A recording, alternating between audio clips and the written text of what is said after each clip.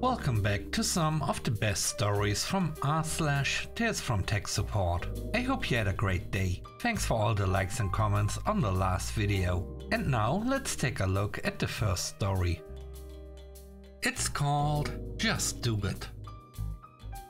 I'm asked to set up the necessaries for an admin assistant to work from home using her own computer. I advise against this, but no, she wants it on her computer. And the boss says, just do it. I suspect he's tired of fighting these battles. Okay, how to do this? TeamViewer into the work computer, which already has everything needed. Shortcuts, Google Drive for desktop, MS Office, browser bookmarks, etc. Plenty of internet bandwidth. Access speed won't be a problem. No, she insists that she needs it all on her own computer. So off I go, asking her to confirm a checklist of features and functions. And she brings her computer in for me to set up. First, a completely separate profile and login. What's that? I kid you not. I had to explain to her that the computer could have more than one user account. But how do I get there? Again, I had to explain how to log off one account and into another. Where's all my stuff? I explained that it's a big no-no to mix work and personal life. All you have to do is log off and log into the alternative account. She takes it home and she starts with the SMS. 8 in about 20 minutes. It's taking a long time to load the Google Drive directory structure. I explained that it will only be for the first time, until macOS caches all the directory structure and file names, to make sure it's not overwriting files, and subsequent access will be faster. She didn't want to wait for the initial load. She wanted to go home. Should I delete the Google Drive shortcut? Will that make it faster? Record scratch. No, please leave it alone and be patient. Give me strength. The next story is called Access Points. An electric contractor got the contract to put Wi-Fi into a gigantic school in my city. The school is one of the major vocational institutions. It has 3 to 4K students. It's an expressionist building complex, originally planned as an administrative complex, and spans over several floors, buildings, gyms, and annex buildings. The budget granted for the installation was, contrary to the usual granted funds, quite handsome. I was called in as an IT contractor after the electricians had installed 50 plus Unify AP Pro access points, but failed to configure them. Here's the fun part about the installation. The electricians put all of the access points under the drop ceiling, which is totally fine by me. However, instead of installing PoE switches and powering the access points that way, they actually purchased a PoE injector for each and every access point, installed an outlet next to the Ethernet jack at each and every install location of an access point, and powered all of the access points that way. The school, to this day, has no other way to open up the ceiling panel and manually power cycle the access point if it hangs, which happens around 3 to 4 times a year across all 50 plus access points.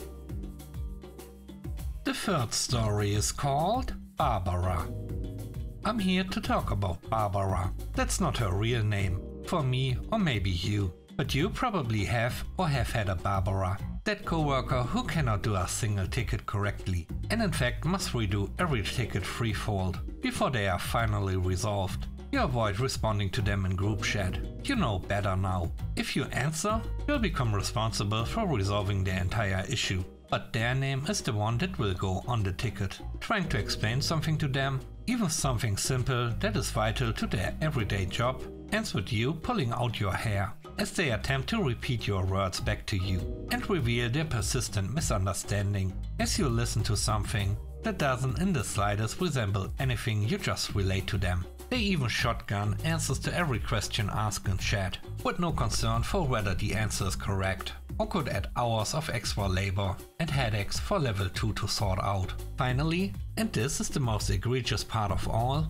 your boss is fully aware of their incompetence and refuses to do anything about it. Perhaps your boss knows something you don't. Perhaps Barbara is not a real coworker. Perhaps instead they are an effigy, a totem strategically maintained to channel and consolidate the spiritual miasma of incompetence in one individual, so as to ward the rest of the team against it. Or perhaps your boss simply derives catharsis and entertainment from your suffering. It is not for you to know. You merely know that to live is to suffer, and to have a Barbara is to live in suffering. I first became aware of Barbara on day 1.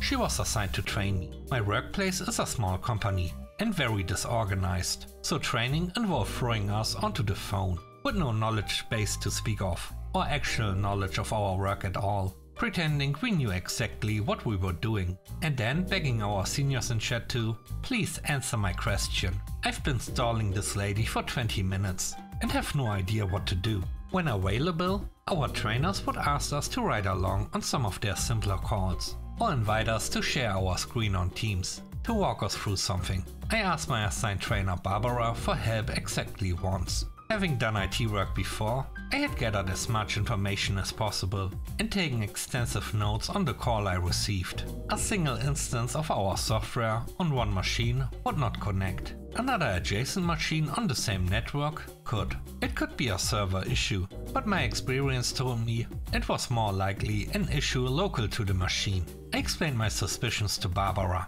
Barbara explained to me that it was probably an issue with the server and proceeded to immediately connect to the server we hosted for the customer. She insisted that sometimes, if you fiddled with some things, turned stuff off and on, and disabled or enabled other things, the issue would be fixed. These are almost verbatim the exact words she used. To this day, I have no idea what she was doing on the server for the excruciating half hour that followed, as I forced a strange smile and reassured the customer that our resident expert was looking into their issue. I think I do not want to know. Some knowledge is not for those who wish to remain of sound mind to know. At minute 25 of listening to Barbara make strange sounds of confusion and frustration over Teams, I was getting desperate. Barbara was not listening to my insistent suggestions that perhaps investigating the local machine would prove more enlightening. Off to the side, I messaged another coworker who had been assigned to train a compatriot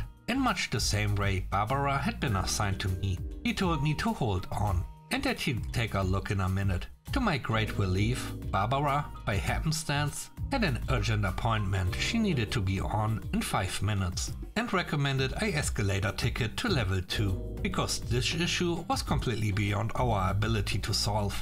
I expressed my immense disappointment that she had to go, but assured her that I'd get right on that. As I surreptitiously connected the other senior to the computer I was working on. Within 3 minutes, he opened the software, looked at it, checked the settings, closed it, opened a file, changed a 1 to 0, and gave the customer and me a concise and simple explanation as to why that change fixed it, as he demonstrated that everything was working now. I never made the mistake of asking Barbara for help again. In fact, I managed to consistently dodge her training, expressing my truly heartfelt disappointment that our schedules seemingly never lined up, as I silently parried her every submitted request for access to my Outlook calendar. She seemed genuinely sorry that she wasn't fulfilling her obligation to me, unknowingly being of far greater help to me in her complete absence. By the 6-month mark, I managed to badger my other seniors in private messages for solutions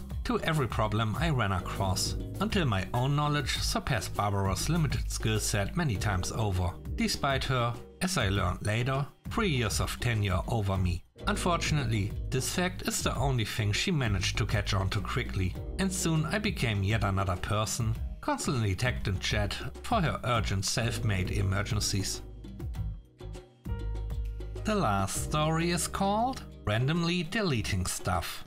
A few weeks ago, a client contacted our ICT services, complaining that her laptop was deleting stuff, emails and files. I checked if the mouse was working properly, which it was, so I had no clue what was happening, but I suspected something was going wrong between the keyboard and chair. Just to give some ease of mind, I updated the BIOS and hoped that this would likely solve the issue. After it was done, she came back within 10 minutes and said I plugged my laptop into the second screen and it started deleting stuff again. Okay, something is wrong with her docking station, I guess. So I walk over to her desk and check. I came in, looked at her desk, and basically immediately saw something that could cause the problem. A mouse and keyboard were connected to the docking station, which she didn't want to use. Therefore, what she decided to do is shove them out of the way, where she moved the keyboard so much that the cable had enough tension to press down one specific key, the delete button. Thanks for watching the video to the end. I hope you enjoyed it. If you did, please don't forget to leave a like, comment and subscribe. And if you have time, watch another one of my videos. Also, if you want to support me further, check out the channel membership or Patreon. And now I hope you have a great day. See you soon. Bye bye.